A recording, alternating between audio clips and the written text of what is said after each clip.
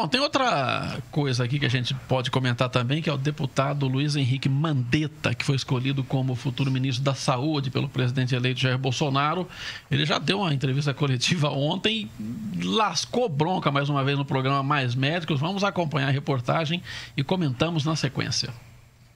No primeiro pronunciamento, ele criticou a participação de cubanos no Mais Médicos e já adiantou que deve anunciar mudanças no Revalida, prova que é exigida de profissionais formados no exterior e que pretendem trabalhar no Brasil. A gente vai ter que reunir tanto com o governo atual, porque são eles que estão fazendo as redações, como também com aquelas autarquias federais que fiscalizam como é que elas vêm.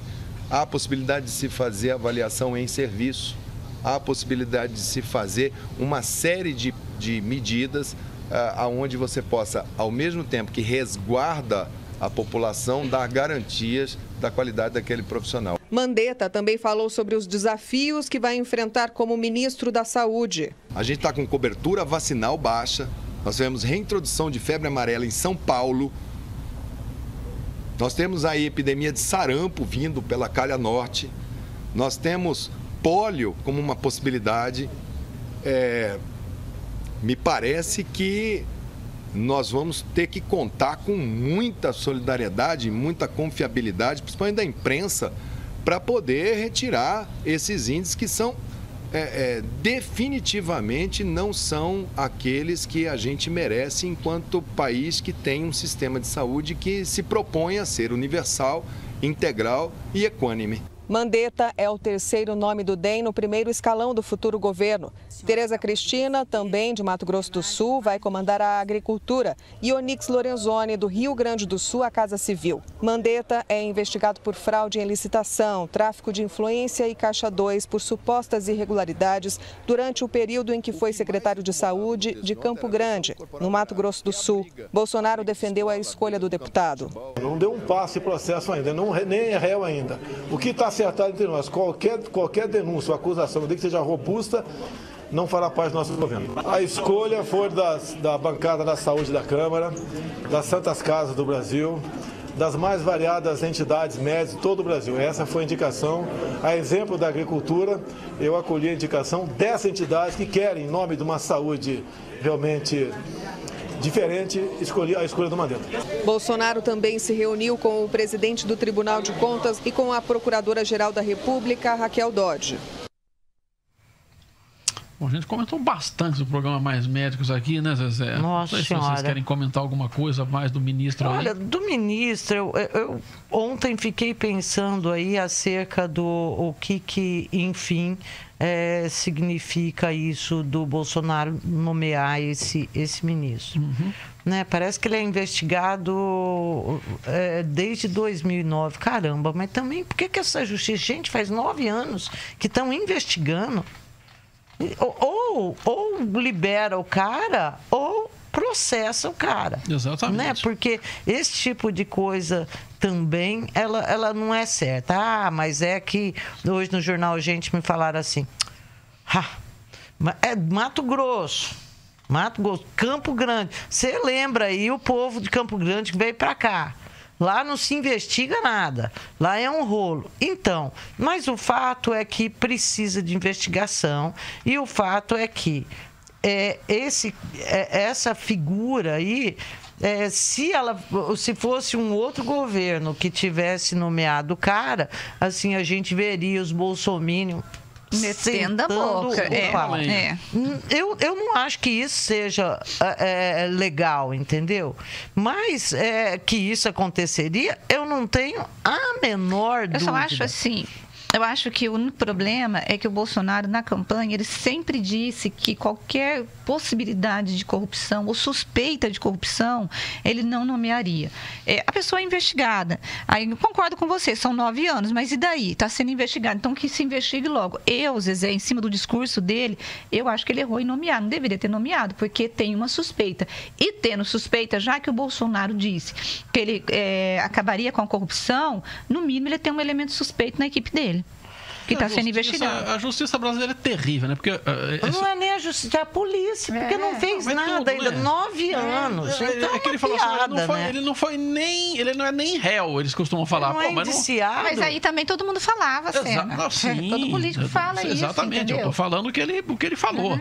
E isso é por quê? Porque as instituições não estão funcionando. Nesse caso, demora muito o processo, demora muito o inquérito. Quando vai para a justiça, demora muito também para julgar, demora a fase de recurso, demora para ir para a segunda instância, depois para a terceira. Quer dizer, é uma coisa que daí você cria lá uma resposta fácil, um álibi fácil para a pessoa que cometeu um crime, que ele fala, não, isso aí é o seguinte, nós vamos mostrar que somos inocentes. Claro que ele sabe que tem 8.600 possibilidades de recurso. Então fica muito simples para quem comete crime ficar dando essa resposta. Não sou nem investigado. Não sou nem indiciado. Não sou nem réu. O Maluf falava isso todo dia. Olha, eu nunca fui condenado em definitivo. Isso não significa que não roubou, né? Exatamente. Então é duro. Tem que mudar essa história. Porque senão cansa, né? Cansa. Pegou mal a respostinha do Bolsonaro. Aparentemente, né, a sensação que eu tenho e o que eu li dele é que ele é um cara que se envolveu muito com Mais Médicos na época da criação do programa. Ele foi um dos críticos mais ferrenhos ao contrato com Cuba. E a frase que todo jornal usou para chamar ele hoje, que o Mais Médicos era um acordo de Cuba com o PT, a Folha de São Paulo comprovou isso, né? Foi isso. Porque a matéria que a Folha trouxe hoje mostrou que aquilo ali... Cuba fez a proposta em 2012, muito antes do programa ser anunciado.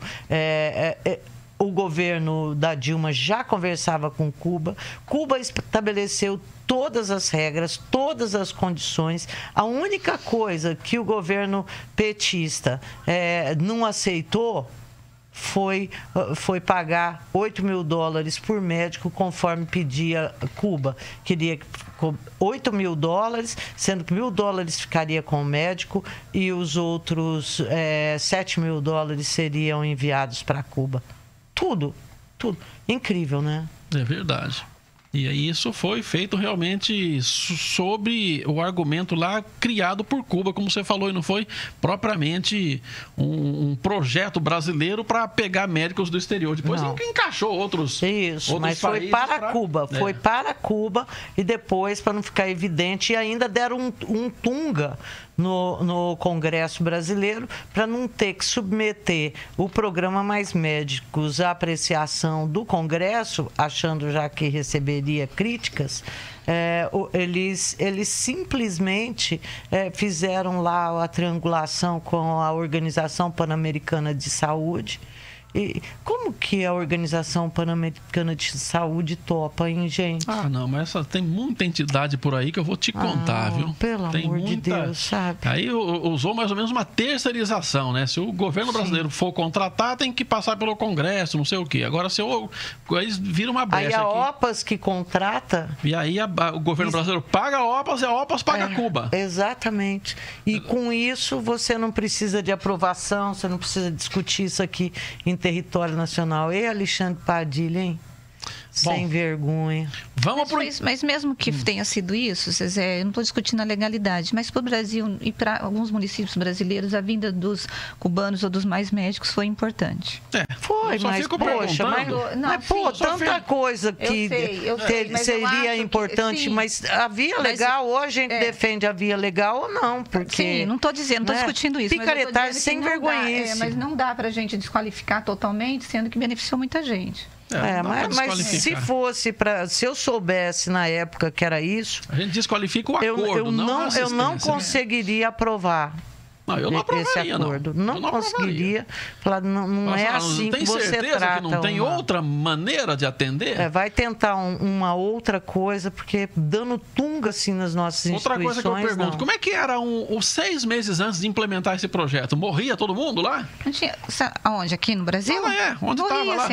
Você teve município, por exemplo, que viu médico pela primeira vez com Mais Médicos. Mas aí... Então, assim, não dá pra gente discutir, quando a gente está aqui em Campinas, então a gente tem acesso, e mesmo mesmo a saúde pública de Campinas é um problema. Tem 46. Porque você tem, mas deixa eu falar, não estou falando dos 46 médicos, estou dizendo da saúde pública de forma geral. A gente mesmo nós recebemos aqui muitas reclamações dos telespectadores e dos ouvintes, dizendo que demora meses para conseguir uma consulta, que ficam 12 horas num PS aqui em Campinas. Então, se Campinas é difícil, você imagina no município que está no fim do mundo. Sim. Então, assim, morria, não tinha assistência médica, e aí conseguiu. Agora, o que o governo está fazendo agora? Tentando conseguir pelo o FIES, não sei se vocês viram, que tem 20 mil alunos que está com dívida.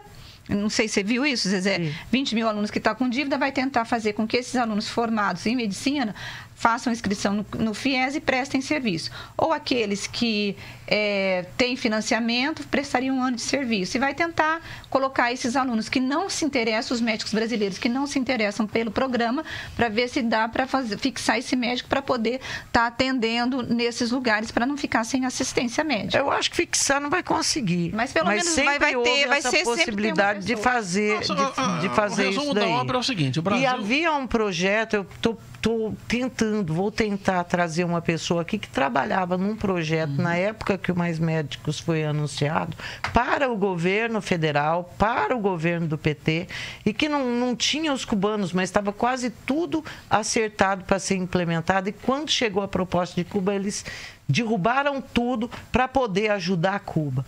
Pro inferno, sabe? O Brasil sempre um viés ideológico. O negócio é o seguinte, sempre. O Brasil tem que discutir isso de forma séria, tem que encarar esse problema de forma séria. Tá faltando médico, tem que discutir. Se você pegasse lá um mutirão de cubano, da China, seja de onde for, para resolver uma coisa de forma emergencial, assinasse um contrato temporário, resolvesse o problema até abrir licitação, abrir concurso, contratar essa coisa toda, você ainda dá um desconto. Agora, você criar um projeto que depende eternamente de um bando de médicos que vem de outro país, com um contrato esquisito, né? Que você deixa 30% do salário na mão do médico e 70% na mão do governo.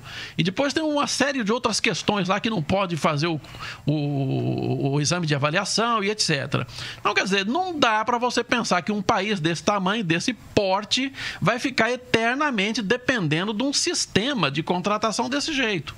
Tem que debruçar, se vira. O governo Bolsonaro foi eleito, se debruça sobre esse negócio e se vira. Tem que resolver uma solução brasileira para essa questão de falta de médico em municípios distantes, etc, etc, etc. Sinto muito.